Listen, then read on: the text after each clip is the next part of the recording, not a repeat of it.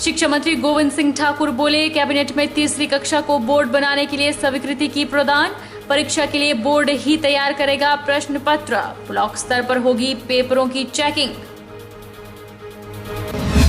प्रधानमंत्री आवास योजना शहरी के तहत नूरपुर के 115 लाभार्थियों को वन मंत्री ने बांटे स्वीकृति पत्र। कहा, क्षेत्र के हर जरूरतमंद को छत उपलब्ध करवाना उनकी पहली प्राथमिकता। 17 जुलाई को प्रदेश के विभिन्न नदियों में विसर्जित की जाएगी स्वर्गीय राजा वीरभद्र सिंह की अस्थियां। नैना देवी के PWD रेस्ट हाउस नमहोल से निकाली गई अस्थि कलश यात्रा। पुष्प श्रद्धांजलि अर्पित कर किया गया नमन। और छोटी काशी मंडी में श्रावण मास का शुभारंभ। प्राचीन एकादश रुद्र मंदिर में 42वें श्रावण मास महोत्सव का उपायुक्त ने किया आगाज। 1 महीने तक ओम नमः शिवाय की ध्वनि से गूंजती रहेगी मंदिर। नमस्कार, आप देख रहे हैं HP 24x7। मैं हूं जनीशा। शिक्षा मंत्री गोविंद सिंह ठाकुर ने कहा कि कैबिनेट में तीसरी कक्षा को बोर्ड बनाने के लिए स्वीकृति प्रदान की गई है, जिसके तहत एग्जाम्स के लिए प्रश्न पत्र बोर्ड ही तैयार करेगा। वहीं पेपरों की चेकिंग का कार्य सेंटर हेड टीचर के माध्यम से किया जाएगा। यही नहीं, 5वीं कक्षा का प्रश्न पत्र भी बोर्ड ही तैयार करेगा, लेकिन पेपरों की चेकिंग ब्लॉक स्तर पर होगी। शिक्षा मंत्री गोविंद सिंह ठाकुर शुक्रवार को चंडीगढ़ से मनाली लौटते समय कुछ देर के लिए बिलासपुर परिधि गृह में रुके, जहां उन्होंने पत्रकारों से बातचीत करते हुए जानकारी दी कि हिमाचल प्रदेश में प्री प्राइमरी कक्षाएं 3841 स्कूलों में शुरू की जा रही हैं और आने वाले समय में और स्कूलों में भी इसे शुरू करने को लेकर योजना चल रही है। इसके अलावा अब शिक्षकों और शिक्षक संगठनों के साथ बैठकर संवाद स्थापित करने का एक क्रम शुरू किया गया है, जिसके सकारात्मक परिणाम आ रहे हैं। पिछले दिनों शिक्षक संघ के साथ संवाद किया और इस दौरान 150 लोगों के साथ सीधे बातचीत की गई। जो भी अहम सुझाव सामने आए हैं उन्हें राष्ट्रीय शिक्षा नीति में शामिल किया जाएगा। उन्होंने ये भी जानकारी दी कि कैबिनेट में तीसरी कक्षा को बोर्ड बनाने के लिए स्वीकृति प्रदान की गई है। 2020 को हमने सैद्धांतिक रूप से स्वीकार किया है और अब उसकी हमने कुछ बातों को प्रारंभ करना का काम भी शुरू कर दिया है। अभी हमने उसका एक जो पार्ट था कि जिसमें अब राष्ट्रीय शिक्षा नीति में कहा गया है कि तीसरी कक्षा का भी बोर्ड का एग्जाम होगा, 5वीं का भी और 8वीं का भी।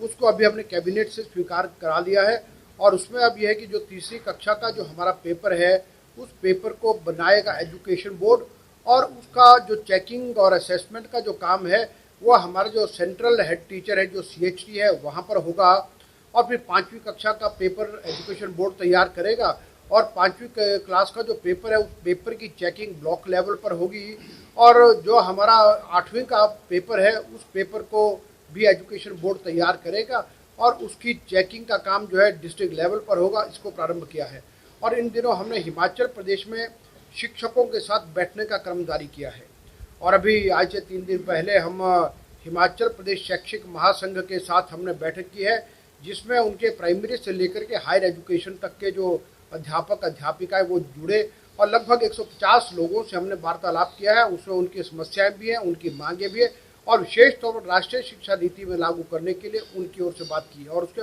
उपरांत अगले दिन हमने जो PGT जो है प्राइमरी फेडरेशन जो इनकी यूनियन है उसके साथ भी हमने वार्तालाप किया है और उससे बातचीत किया, क्योंकि PGT के हिमाचल प्रदेश में 25,162 टीचर हैं जो सबसे बड़ी यूनियन कही जाती है। उनसे वार्तालाप का इसलिए हम शिक्षा के क्षेत्र में शिक्षा नीति को लागू करने के क्षेत्र में शिक्षकों के सहयोग के बिना संभव नहीं। वन युवा सेवाएं एवं खेल मंत्री राकेश पठानिया ने स्थानीय नगर परिषद द्वारा लगभग 2 करोड़ 60 लाख रुपए की लागत से निर्मित शॉपिंग कॉम्प्लेक्स और पार्किंग स्थल को जनता को समर्पित किया। राकेश पठानिया ने कहा कि इस कॉम्प्लेक्स में 24 दुकानें और 200 छोटे वाहनों को खड़े करने की व्यवस्था होगी। उन्होंने कहा कि दुकानों और पार्किंग से जहां लोगों को अपनी गाड़ियों को पार्क करने की सुविधा मिलेगी, वहीं स्थानीय बेरोजगार युवाओं को अपना रोजगार शुरू करने में मदद मिलेगी। लगभग 30 करोड़ रुपए की लागत से ये ट्रिपल पार्किंग है और बीच में दुकानें हैं। बहुत बड़ी समस्या लॉन्ग पेंडिंग की जो थी हमारी वो आज पूर्ण हुई है और ये 2007 से 12 में जब मैं विधायक था तब हमने इसको प्राथमिकता में डाला और बजट अलॉट कराया था इसके लिए और उसके बाद काफ़ी लंबे समय के बाद आप जाके आगे पब्लिक को समर्पित हो गई। और शॉप्स का जो ओपन ऑप्शन होगी इसकी, और फॉल ऑफ द हैमर के ऊपर जो है जो उससे आप बोली देगा उसके हिसाब से दुकानें मिलेंगी। और ये बहुत जल्द हम इसके ऑप्शन भी करने वाले हैं। और दूसरों को बहुत दिनों से पेंडिंग की डिमांड है पार्किंग की और एक मार्केट कम्प्लेक्स की।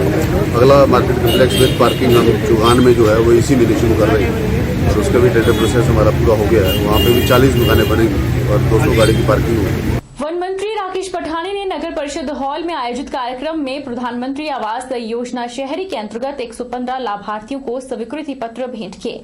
पठानिया ने बताया कि इस योजना के अतिरिक्त मुख्यमंत्री आवास योजना, गृह निर्माण अनुदान योजना सहित अन्य आवास योजनाओं के तहत विधानसभा क्षेत्र के हर जरूरतमंद को छत उपलब्ध करवाना उनकी पहली प्राथमिकता है।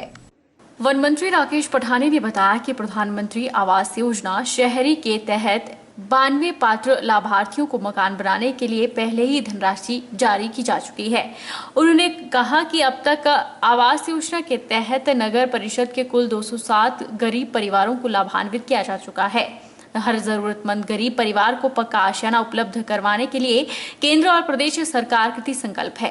उन्होंने कहा कि विकास कार्य को जारी रखने के लिए नगर परिषद को 1 करोड़ 50 लाख रुपए की वित्तीय सहायता उपलब्ध करवाई जा चुकी है, जबकि शहर में सफाई व्यवस्था को सुचारू बनाए रखने के लिए नए वाहन दिए गए हैं। ये पहली कमेटी है जिस पर मशीन यहाँ पे आएगी। अब तक बहुत सी कमेटियां वो मशीनें लेना चाह रही है, नूरपुर की नकल करके लेना चाह रही है। आप सबने, मैं कमेटी के सारे अपने जितने काउंसिलर हैं उनको मैं बधाई देना चाहूँगा, सबको बधाई देना चाहूँगा। सबने मिलकर बढ़िया काम किया और इस बार जब वन महोत्सव बनाने जा रहे हैं, हम वन महोत्सव को वार्ड मेंबर तक लेकर आए। पता नहीं आपको चिट्ठी मिली है कि नहीं मिली, हमारी चिट्ठी आना शुरू हो गई है। अब हर वार्ड मेंबर को हमारी चिट्ठी आएगी। 51 पेड़ आपको हम अंदर देंगे क्योंकि वन मंत्री का जिला है, वन मंत्री का क्षेत्र है। हम आपको 100 पेड़ देने को तैयार हैं। अपने अपने वार्ड में एक अच्छा सुंदर वन महोत्सव कराइएगा, जिसके माध्यम से अपने वार्ड के अंदर 100-150 पेड़ लगाएगा, हरियाली लाएगा, अपने प्रदेश को, अपने वार्ड को, अपने नूरपुर को बचाइएगा। जितनी हरियाली आएगी उतना शहर खूबसूरत होगा, उतना शहर उज्जवल होगा। इसलिए मित्रों, बहुत लंबी कथा है हमारी नूरपुर के विकास की, ये बंद नहीं होगी, आगे बढ़ती रहेगी जब तक हमारा सफर एक स्वच्छ नूरपुर, हरा भरा नूरपुर, एक उज्जवल नूरपुर पूरा न हो। आज 115 लोगों को जिनको 1,80,000 रुपया की राशि मोदी जी ने भेजी है, मोदी जी की तरफ से, जयराम ठाकुर की तरफ से, मेरी तरफ से आपको बहुत बहुत शुभकामनाएं, बहुत बहुत बधाई, बहुत बहुत धन्यवाद। शुक्रवार को परिधि गृह में आयोजित पत्रकार वार्ता में झंडुता हलके के विधायक JR कटवाल ने कहा कि हलके के समान विकास के लिए वह कृति संकल्प है और रोड कनेक्टिविटी के साथ साथ 8 छोटे बड़े पुलों का निर्माण करवाया जा रहा है। विधायक ने बताया कि झंडुता के हेलीपैड भी बनेगा, जिसके लिए प्रक्रिया चल रही है। झंडुता हलके के विधायक JR कटवाल ने बताया कि 2018 में जब वह विधायक बने तो बागशाल पुल का काम शुरू करवाया। 2007 में इस पुल का कार्य लटक गया था और उस समय इसका बजट 21 करोड़ था, जो कि वर्तमान में बढ़कर 50 करोड़ तक पहुंच गया है। अब इसका कार्य दोगुनी गति से चल रहा है और अगले साल जुलाई माह में यह पुल बनकर तैयार होगा, जिसे जनता को समर्पित कर दिया जाएगा। इससे झंडुता से किरतपुर की दूरी 40 किलोमीटर कम रह जाएगी।